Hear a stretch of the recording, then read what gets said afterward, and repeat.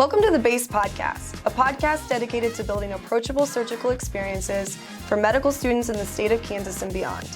Here on the BASE, we offer an opportunity to get to know surgeons in various specialties and subspecialties, paired with board-relevant pimping sessions to help you prepare for your surgery rotation, your subject exam, and Step 2 CK. I'm your host, Kate Dixon. Today we're joined by three very special guests, Drs. Emily Johnson, Jennifer Diebolt, and Herman Berbel. Emily, let's start with you. Tell us a little bit about who you are. Yeah, I'm Emily Johnson. I recently graduated about a week ago from KU here. I'm going to be a PGY1 at the University of Oklahoma Urology. That's urology with a U, not an N. I get asked that a lot. When I was a part of camp here, I worked as director of the urology subspecialty. And my favorite part of the whole experience was seeing people find the anatomical concepts and understand what it is on the body. Just watching anyone from first year to fourth year getting really excited about things that you can't just learn from a textbook. Right. We know that. We like anatomy. Other than that, in my free time, I like to rock climb, garden, play with my pup, my husband. Love it. Thank you for being here today. I really appreciate it. And congratulations. You're a DUR now. Thank you. A DUR. A DUR. Yeah. How about you? I'm Jen Diebolt. I am an intern of first year at KU. I'm one of the ENT residents. I graduated from med school at KU last year and was lucky enough to join the ENT family at KU. And during my third year of medical school, a few of my friends and I were like, we don't know any surgical anatomy. How do we fix this? And we'll get into the depths of camp, but camp was kind of born from a coffee shop conversation at Mud Pie over on 39th. Yeah. Mud Pie, great choice. Great choice, great coffees. But yeah, so that was a wonderful experience. I've loved it. In my free time, I happen to have the same hobbies as you. Hey now. I just don't rock climb because I'm going to save these fingers for surgery. Yeah, I might be giving up that hobby soon. Well, thank you so much for being here, and short notice too with your busy schedule. We really appreciate it. Excited to be here. Last but not least. Last but not least, I'm an older. No, we're however old we want to be forever. Okay. I'm 22. That works. Okay.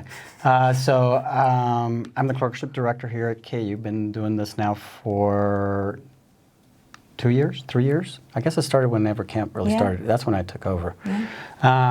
Part of that, I've been in medical education for about the last 20 years. Came to KU 9 years ago now. Love it. We're glad to have you. Yeah. I'd like to go back a little bit further in time and ask each of you, I just drew a blank on words. Order. Can we cut that? Yeah. No, we have to keep it. Same order here. Tell us why you got into medicine. I kind of just tripped upon it, I guess I would say. Oh, wow, that is an awful way to word things. That's all right. Okay. How did I get into medicine? I graduated college thinking I was going to do ecology or, I don't know, I started out in landscape architecture, just basically got a job from a friend who had graduated or was going on to med school. And so I took his job. He was a medical assistant at a specialty center, and I just needed a job, and I loved it. I saw what the docs were doing every day. Got to work with general surgeons, a urologist, ENT, OB-GYN, dermatology, a little bit of everything. And it was just, the days flew by because you're just meeting all these people and whipping through lives. And that's amazing to me. It blew my mind that that could be a career. That's awesome. So were you a tree degree? What did you study at? I was just biology. But yeah, I did a lot of like prairie research. I went and cored trees in the forest over spring break. That's so cool. That answers a lot of questions. I love it. I love it. And how about you? Hippie spirit. Yeah. Medicine. So almost more process of elimination. Can't manage my own money. Why would I manage someone else's? Finance doesn't know. Suck at math. Can't do engineering. I'm really bad at arguing, so law was out. And so my parents were actually a really big inspiration. They're both scientists. They work at Stars Institute. They do colon cancer research, and just seeing their passion for advancing the medical field was awesome. I mean, I joke all the time. My dad's hobbies are science, tennis and science. And so growing up around the dinner table, we just talked a lot of science. And granted, I didn't love basic research, so I did get involved in shadowing and stuff and thought it was just awesome. I love the people that we work with. I love working with people, so it was the right field for me. Love it. How about you? So my dad was an engineer. My mom was a lawyer. I sucked at math. And even though I like to argue, You're good at arguing, Dr. Berbel. I never won. I could never win. So it's like, I got to figure something else out. And there's nobody in the family that's medicine. And then I remember the day, it was 9th grade. I looked at my dad and said, I'm going to be a surgeon. And he looked at me like, no, you're going to engineering. It's like, no. I don't want to. No, I can't do the math. And it stuck, and I went through the whole time wanting to be a surgeon. So Wow, so you were a surgeon from the get-go. Undergrad, med school, the whole way. Surgery was it the whole way. Wow. One of those. Well, that answers my second question. Jen, how about you for surgery? Did you know ENT out of the gate, or was it? Not at all. I wanted to do peds early on. I love kids. Really? But I started working with Dr. Vilwalk. She is a rhinologist at KU. And she became one of my really close mentors. I started working with her between M1 and M2 year. And I loved her. I loved all the residents that I interacted with. Everyone in the department, I was like, I want to be you. I want to be your best friend. And so it's really cool when you feel like you find your family. And then on top of that, when I think it was my 3rd year clerkship rotation, honestly, my 2nd day of ENT, I was like, this is the shit. I have to do this. It was so cool. The technology was amazing. I'm a nerd for head neck anatomy. Just all of them was amazing. So I loved it, and I'm happy they chose me too. That's awesome. How about urology? Urology. So I had a little bit of exposure working back at the clinic prior to med school. So I knew it was interesting. There's a lot of different technology and a lot of old man patients that you just sit and shoot the shit with all day. And I really enjoy it. I can talk to anyone all day, kind of like you. But the surgery path in general, I think I got to shadow some ORs, and it's just like you walk in, it's quiet, it's bright, I don't know, your mind resets. And so I think everything is just kind of, every rotation I did, every clerkship, I'd come back to surgery. Like that's just the most peaceful place. Yeah. Yeah. In urology too, I got to shadow Dr. Thurman right off the bat. She's in Colorado now, and she's amazing. the kind of person you The want to best. be. Yeah. The absolute best. Yeah. Well, that makes a really easy transition into talking about camp, because you guys all keep going back to this mentorship thing, having people that you look up to, which I think is what makes camp especially so wonderful, because it establishes that mentorship piece, the Clinical Anatomy Mentorship Program. So I'd love to start with you, Jen, to kind of talk about what camp, a little bit more about your coffee shop date over at Mud Pie, and how things just kind of spiraled into what it is today. Yeah, this was actually a really cool project. So 2 of my best friends in med school, Dr. Manya Redding now, and Dr. Melissa Colum, they're now ophtho and plastic surgery at Baylor and Indiana, respectively. But we were just kind of sitting around and just honestly sad about how little we knew in the OR. It's really one thing to study gross anatomy and look at all of the structures exposed, doesn't matter what plane you're in. But then when you get into the OR, you're pimped on some 2 by 3 centimeter incision 4 humans away, and they're like, what is that structure? And you're like, I don't know, skin? Like, you have no idea, and we're not adequately prepared to think about those things critically in the OR. And so we had gone through our rotation. We're like, gosh, I wish we could do something about it. And so we kind of started talking to our classmates too, and everyone kind of felt the same way. And this was mid-3rd year for you guys? Yep, mid-3rd year, mid-fear of matching. Exactly. I know that and real so, well, as you can imagine, as 3rd year's about to go into surgical specialties, you're able to churn out work like none other. And so we slowly started talking to all of our friends, and luckily our class, we had a lot of people interested in surgery, interested in surgical subspecialties. In my little surgical clerkship group itself, I think half of us all want to do surgery. Oh, wow. Yeah, so then I started meeting with a lot of people, lot of people. One of them being Dr. Berbel. He had been an amazing instructor, a little bit scary in the OR, but when we really got to meet him, he was kind of a teddy bear deep down under. I'm going to pay for that comment later. I'm going to pay for that comment later. Reputation people. No. Scary, don't listen mean to that. surgeon. No, don't listen to that. Don't listen to that. But we kind of realized that surgeons, I mean, in the OR, you have your patient to take care of, and it's a stressful environment. And so we wanted an environment where we could prepare students before getting into the OR. They could be set up for their surgical anatomy. They could also meet their attendings outside of that OR experience, get to know the attendings, their residents, and really form a relationship outside of this super stressful OR situation.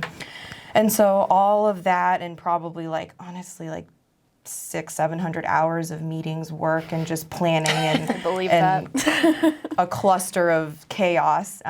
We kind of created camp. And I don't know if you want me to kind of talk about the structure now. I think everyone listening to it probably has an idea of where it's at, but I can talk about camp for 600 hours. I love it. I think that's part of what makes it so great. Everybody that's involved in it is so passionate about it and puts their heart and soul into it to make it good for the next gen, the next class that's coming up. I'd love to hear from you, Em, about what your class did. You know, you guys laid this awesome infrastructure, you know, pulling in faculty, pulling in resources, monetary and otherwise, to build a strong foundation to build upon. And your class really expanded on that. I'd just like to hear kind of what it was like for you last year as a director of urology, and just, you know, having your hands in a lot of camp buckets and bodies, if you will. A lot of tanks. Yeah, a lot of tanks. So we were actually the first class to go through camp, because I remember you teaching me. But that experience, I remember thinking, how do I get involved here? This is awesome. And I think you picked us out pretty quick. Like, hey, you want to come help out and suture or whatever? I don't remember what You said, it was. please. Yeah. I need to get to know this guy. So you guys, like you said, you did the 600, 700, God knows how many hours of meeting and getting all the people to help collaborate and different surgeons and such. I think from my perspective, our year was really spreading kind of our feelers out to different age groups. For example, we saw some high school interaction this year.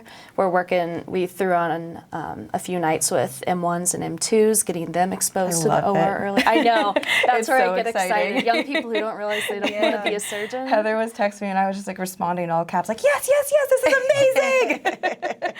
It's joy, it's excitement, because at that point you're just in the bookwork so hard and going to lecture. Begging for any hands-on opportunity you possibly can. And we had one gal who found the gallbladder. She was like, did this person have a cholecystectomy? Or I don't know. And then she's like, I think that's a gallbladder. Like, you sure found it. I didn't see moments like that. Like, here's someone who's right on the right path. That's awesome. But yeah, it was really kind of just adding some more finesse. There's obviously a lot more to be done in future years, but expanding to different groups, age groups as well too. It's really what we saw this year. Dr. B, do you want to kind of talk about where it lives in your world with the clerkship, and then expand upon kind of, you know, we went from camp, and now camp kind of lives as one of the mountain peaks, we like to call, of this new base. Yeah. And so, you haven't heard about base, have you? We had a little gossip session. Yeah. I had to know. I couldn't wait till today to hear about it. So one of the issues we were having as faculty is obviously making sure you guys are ready to be in the OR is one thing, but then actually teaching all the anatomy that goes along with it. We have a certain expectation that you need to have a little bit of a base before we can actually teach surgery. And if you can't even identify the most basic structures, it's very hard to back up and go forward. Like you said, that's our patient on the table. You know, we don't want to overly extend the surgery, because that's creates problems. So for me, camp was an easy way of developing curriculum to help create that base. The problem is it's always faculty dependent. And trying to get faculty to buy into something like this, everybody buys in. Everybody wants to help.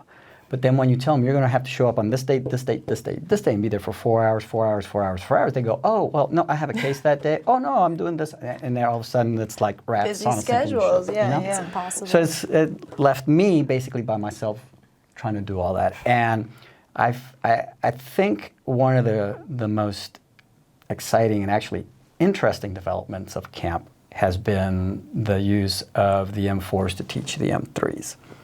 I think that when we actually look at it going forward, and that's, you know, obviously one of the things that we're looking at research-wise to long-term to see what our outcomes look like, but I think that's going to really show us some very interesting results.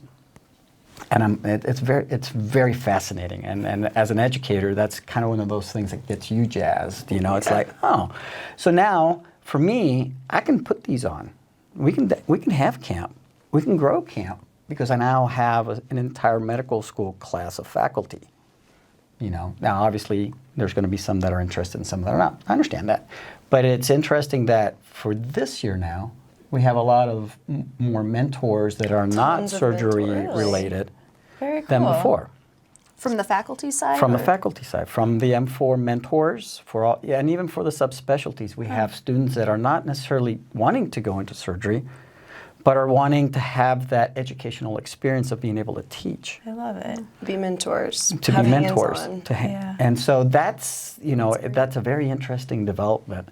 So there's definitely a lot of educational merit and things we can look into as we expand camp. So we decided that this is very good for the M3s. The M4s are getting a lot of benefit. Let's not forget about Oh, that. yeah. You know, you're learning how to teach. You're getting a lot of comfort in the not just the OR, but in your own abilities. Going over the anatomy 400 times, which was what I need for it to stick in my brain. You know, It's great. and now you're representing that, and you feel comfortable. And then when you're going on your interviews, you have a little bit more of a confidence because now you're more comfortable with your skills. Yeah, I know I can do this. And we've gotten a lot of feedback from you guys that, hey, this really helped me out on my interviews. And so the M4s are definitely benefiting from this. So now what we need to do is figure out how do we drop that down to the M2s and the M1s, because let's face it, right now you're having to make your decision as to what you want to be when you grow up as an a lot M2. earlier. And M2s, really the only experience they've had is either a SIR week or a shadowing experience, which is different. If I know I have a student that's shadowing in the OR, I'm maybe a little nicer. But if you're on my service on rotation and you're scrubbed in, you better know what that is. So it's a different, it's a different Absolutely. perspective, Yeah. you know. And so that to try to figure out that, yeah, that's what I want to do for the rest of my life based on just that maybe one surgery or half a day of shadowing, I think is unreasonable. I don't think that's really setting false expectations for the students. So then we get students that all of a sudden, hey, I like surgery, it's too late, I can't do that, you know, or it's like, ooh, I'm going surgery, but I don't like this, and it's too late to change. It puts up too many obstacles. So giving you experiences as an M2 and dropping it to an M1 so that it's a continuum, so that when you get to your M3 rotation, you have an idea. Yeah, sorry, you're all clueless. No. Still might be. But now you have an idea, Yeah. you know, as to whether or not you would like surgery or not. Yeah. So that's base. That's the Building approachable surgical experiences. She said the title in the podcast. I know. So now we have camp as that, we have the pipeline, and then we also are looking at extending that down into the high schools. I love it. And then, you know, on top of that now we'll have the intern prep course. So it's doing this, so really surgical education should be, and hopefully we'll get there someday, is a continuum. Starting the first day you start And your medical stepwise school. of and- continued mentorship at all different levels. And I think that's what UT kept coming back to too, and how you found surgery is that you found people that were like you, that were drawing to that. And when you're only exposed to one or two people in a surgical field, that's one or two data points. That's not enough to really form an opinion about a surgical specialty. And you hope it's a positive experience, or else surgery's out. And there's a lot more students than not, and that's not specific to surgery. That's any specialty. Oh yeah. That the more opportunities that we can, as people that have figured out what we want to do, get in front of these younger students that are earlier in their career, we just give them more data points to work with. Whether that is surgery or not, at least they can make an informed decision about their career. And encouragement. Some kids haven't had any exposure. They come from a family where no one's even gone to college. And I think it's awesome that you guys are providing that, hey, you can do this. I know it's going to take a little bit of work, but you have mentors that you can look up to, ask questions, and they'll help you through all those steps. So I think it's awesome what you guys are doing with the high schoolers. I love it. I have warm, fuzzy feelings. Excited. I get chills every time. I love talking about the high school project. But it is absolutely because of what you guys built with and what resources you both of your classes obtained for camp and now base. It's just, and we get to continue to work with you guys because of that, you know. So we very much appreciate it. You can't get away from me, you know that. Trying. You may be in Oklahoma, but I know how to find you. Yeah, I figure as much. It's a short drive. It's not bad. In our theme of mentorship, like to pivot away from camp stuff just a bit to ask you guys what you would have wanted to know, a piece of advice that you would have wanted to know specifically as an M3, M2, somebody that's in that prime time of trying to figure out who they want to be, what they want to be when they grow up. That's a great question. That's a great question. I can think of a lot of different things I wish I knew. I think one of my biggest struggles as an M2, M3 starting clerkships was being myself around attendings and residents. I kind of grew up as a more passive individual, not really loud or confident.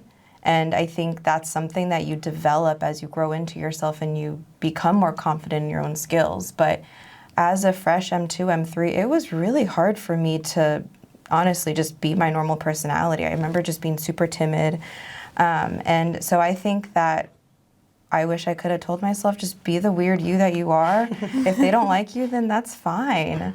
It's not your fit. Yeah, and I think kind of on top of that is also how to receive feedback, because you'll always be receiving feedback throughout your entire life, whether it's from your parents, your patients, obviously your attendings and your co-residents, but learning how to not take it personally, but to also take it to heart and work on those things, I think is huge. It's really hard to separate the emotions from, oof, like I've really screwed that up. I'm an awful person, blah, blah, blah, escalate of emotions.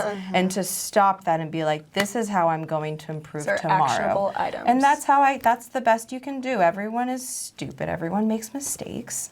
And it's just how life is. So I wish those two things could have, if I knew them as a second or third year, could have caused me a lot of grief and crying sessions. Everything in hindsight. To kind of go off your confidence thing, I think that was the weirdest transition for me from M2 and M3 to my fourth year. Once you're on, your sub-I, your away rotation, all of a sudden you are someone you are selling. That sounds awful. Like sell your soul to surgery, but like you're trying to sell it in a way. You're trying to convince people, yes, I am worthy. And, we spend 3 years taking tests and getting bad scores, and I don't have as much pubs as this person. And finally, fourth year, you have to flip that all around, show up, and prove that you are worthy, you are a valuable player. It's a really strange, you probably remember, kind of switch in your mind in your level of confidence. In the same vein, being confident and asking for what you want. I think the whole interview process could have gone differently if I were more willing to put myself out there, more willing to say, hey, I want to be here, or trying to network early on, if that makes sense. Are you looking at me like I'm saying something? No, I You totally get what I'm totally saying? agree. Because we feel, I don't know, we're kind of infantilized in med school, I think. Yeah. 100%. Yeah. And so you just don't, it's not like you're searching for a job, you feel like you're begging for someone to take you, but really It's a different skill altogether, this job search, like career-driven shift that it takes into residency. It's just a different thing altogether for sure. I did hear 2 of our chiefs they were applying for jobs, and they said it was the coolest thing ever. They felt wanted. They were wined and dined, and their skills were sought upon. They were put on this pedestal, and they were like, this is amazing. 20 years later, I'm finally desired. So the light is kind of near. Yeah. And actually for residency as well, we're just kind of hide it a little bit better in how much we want you guys. Such a strict system, too. Yeah. Well, and from the faculty point of view, M2, M3 transition is hard because you've been in classrooms the whole time, and now all of a sudden you're thrust into a clinical environment. Whereas before you were working as a team player, even though you know in a classroom setting. Now you're in a team environment clinically, but you're being asked direct questions. And so to be able to make that switch is hard, and it comes down to kind of like what you guys said, is being able to just say, hey, I'm going to put myself out there. M2s and M3s are very shy. Very shy. And even now getting to know some of you is like, wow, no. You have to really put it out there. You're going to get feedback. And surgeons, you know, we're the mean guys. We're always mean. I don't understand why surgeons are always the mean guys. Well, you have to start barking at people in the hallways. It's something. But I think some of it comes back to the way we give feedback. And the way we give feedback is very short, very concise. Yeah. We're not going to sit down around the table and discuss what you did wrong in the OR. Sugar-coated. No, we're going to tell you right up front, no, you messed up. This is what you did wrong. Here's how you fix it. And so you have to be able to take that in, adapt, and it's either going to hit you that, yeah, that's how I learned, that's how I am, that's my personality, and that's how you're going to respond. And for some people, it's very off-putting, obviously. You know, so that's one of the ways you can actually start thinking about it is, you know, if I get yelled at in the OR, am I going to decompensate, or is this, I'm going to take this and thrive on it and turn it around? Or a combination of both. Yeah. Decompensate in private and then good shower cry, come back the next day. Thrive the next day. But there's definitely a component of how you internalize that feedback, that second to third year switch. I don't see it in the third to fourth year. By then, you guys are all calloused. You don't care what we tell you guys anymore. It's like, yeah, whatever. He doesn't know what he's talking about. You know, but there is definitely that transition between 2 and 3 where you have, let's face it, it's experience. You haven't had the experiences yet to be able to really be ready for that. I felt like it was really, there's one path. There's one way to perform your first and second years. Yes. And you're exposed to the many, many, many lanes of medicine. And they are a vast supply of personalities in the world of medicine. And being yourself allows you to find your lane way faster than trying to put on this hat, this specialty that you walked into medical school thinking you're going to be. I know I did that, and it took me way longer than it probably needed to for me. And we've looked at that. I mean, when you looked at the statistics, usually about, I think it's 80% of students coming in deciding they were going to do one thing, end up doing something different by the end of med school. So, yeah, it's all experiential. And if you don't have the experiences, how can you decide really? Data that's points. what you We love want? data points. You guys are all about data points. That's the new generation. All data points. Yeah. All right, what is one myth you each would like to debunk about general surgery, ENT, and urology? I'll start. It's not all prostates. It's not all men. There's a lot of that. But women get bladder cancer, women get kidney cancer, women have urinary and sexual dysfunction. There are a lot of men, but it's not just a man's playing field. That being said, I think might be given the wrong number, 20% of urologists are female currently in our country, but as far as like the residents go, I think it's closer to 40%. There's a lot of like older physicians or surgeons aging out that are primarily men. Gotcha. It's growing. Ladies taking over. I didn't realize. girls around the world. Yeah, I could just be spitting these facts, but I'm pretty sure I'll believe it. someone told me that once. What about you for ENT? Some people forget that we are surgeons. I've gotten from PTs being like, you do surgery? I'm like, yeah. So we're more than just tubes and tonsils. We are a lot Boogers. of that. Huh? Boogers. But I love picking out boogers. I love picking out earwax. That is probably one of my favorite things. But we do some really cool surgeries with amazing technology. I think the cool thing about ENT is the anatomy is so different, so each subspecialty uses such unique technology. Like, for instance, when we look at the vocal cords, you have a whole camera setup that is very different than how you do massive head and neck surgery, cancer resections that are just giant and block resections where you take out the jaw if there's cancer in it, So and wild. then you put the leg bone to the face, and then, yeah, they're really Real cool. spicy stuff. Yes, yes, absolutely. So it's just the variety is awesome, the tools are awesome, the technology is amazing. The what? The tweezers, The tools? the tools, the tweezers. The The tools. scissors. Gosh. 4 years. And she's still. Why does that bother you? Tools Because and it's tweezers. instruments. Oh. Tools and tweezers. We don't use tools. We use instruments. You know, the orthopods use tools. Okay. Whatever, dude. General surgery. General surgery. What do you want to debunk? It's fun. It's fun. I mean, honestly, being in the OR, being able to actually take care of somebody and have an instant effect on their health. I mean, you're going to see it. You're going to start a case, and you're going to end the case. And obviously, if everything went right, you're going to have a positive a positive outcome. Money on the mind. You're going to have a positive outcome on that individual's life immediately. Yeah. And that's cool. Yeah. So it is fun. That's why I do it every day. It's a lot of fun. And it's a team sport. Yeah, it's pretty cool. Yeah. And you get to play your music. I know that's really important. Well, Added bonuses. yeah. I get to play whatever I want. Yeah. And you wear PJs all day, every day. Yeah. Yeah. You don't have to dress up. You're always dressed up. Yeah. Cute scrubs. Real cute. All right, last question for you guys.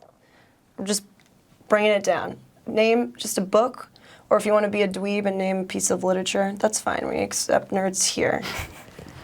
Want to know a book or piece of literature that you've read recently that just really, really spoke to you, and why?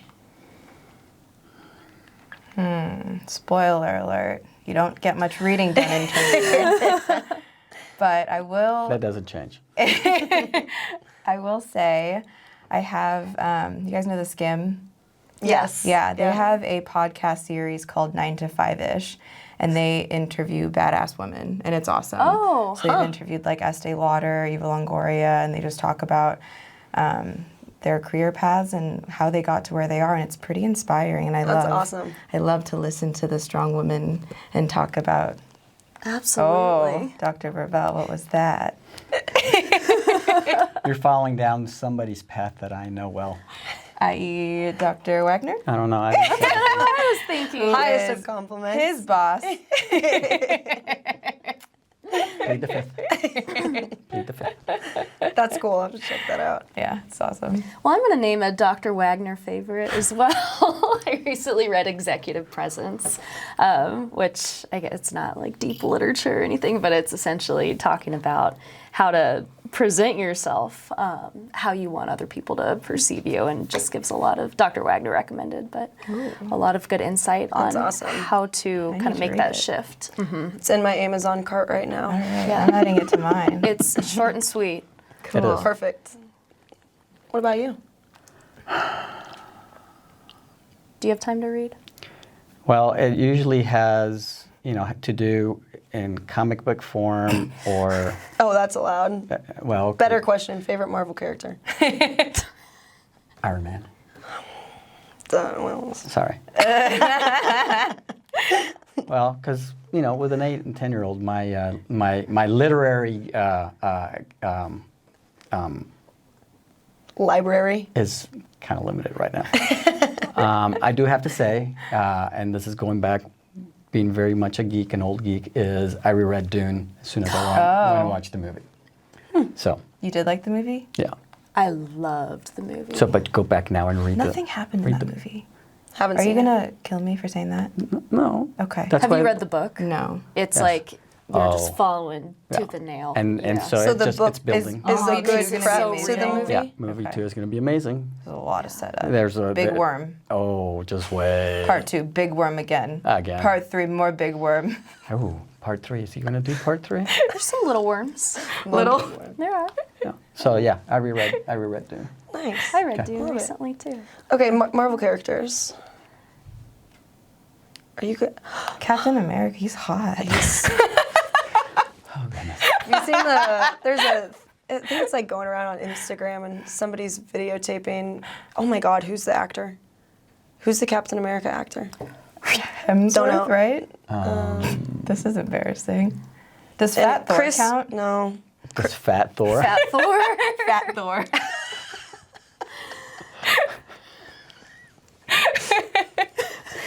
Whatever you want. There's no judgment here. Fat Thor. I like that one. Okay. I haven't watched a Marvel movie since. I don't watch movies. I fall asleep I'm during so movies. bad at it, but Me too. I don't know what's the difference between Avengers and Marvel. Is that the same thing? they're the same. Oh Lord. I know. I'm not a big movie person, but Matt got me hooked on Marvel, and now I'm obsessed. Who's your favorite? My favorite makes me sound a little bit neurotic, but it's Wanda because she can control minds. Yeah, that's about I right. just really like that. I like that feature she has. Well, that's Nobody? all I have no answer. Okay. If you're asked, give like a You can always go like, well, not Wonder Woman because she's DC. Give me a list. Is could Iron Man one do- of them? yeah, Iron Man's one, but everybody says What about Iron Man. Deadpool? It's not interesting. Deadpool. Deadpool is Deadpool's yeah, fun. Oh, yeah. okay. Great. I like Deadpool. Deadpool since you can Great. okay. Great There we choice. go. We watched that on Easter last year as a family. Nice.